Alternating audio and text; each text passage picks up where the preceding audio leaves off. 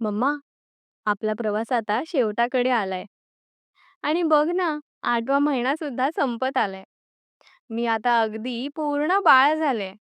हात, पाय, केस, डोकं सगळं तयार आहे.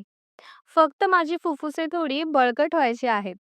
म्हणून कधी मी जास्त हालचाल करते तेव्हा तुला त्रास होतो ना? पण खरं सांगू, ती माझी खेळकर हाक असते तुला. आजी सांगत होती हा महिना थोडा जपून राहायचा. या महिन्यात जन्म घेऊन सुरक्षित राहणारे फक्त आपले श्रीकृष्णच. म्हणून आपण फार बाहेर पडलो नाही, ना जास्त प्रवास केला, घरातच हसत खेळत प्रेमाने दिवस काढले. पण मम्मा, तू फक्त परंपरेसाठी नाही तर विज्ञानाच्या दृष्टीनेही सगळं समजून घेतलंस. 8व्या महिन्यात माझी वाढ पहिल्या महिन्याच्या तुलनेत दुप्पट वेगाने होते. म्हणूनच तुझं ब्लड सर्क्युलेशन वेगाने चालतं आणि त्यामुळे तुला थकवा येतो.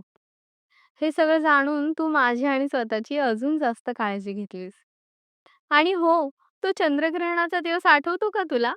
तू नेहमी लॉजिक आणि सायन्सने विचार करणारी, पण त्या दिवशी आजीने सांगितलेलं सगळं जसंच्या तसं पाळलंस. काहीच प्रश्न नाही, फक्त माझ्यासाठी. आणि पप्पा पण आपल्यासोबत काही न खाता उपवास करत होते. हे पाहून मला जाणवलं, किती प्रेमळ आई-बाबांचं बाळ आहे मी. या महिन्यात आपण भगवद्गीता पूर्ण केली. तुझा गोड आवाज, तू समजावलेले अर्थ, सगळं मी शांतपणे ऐकत राहिले.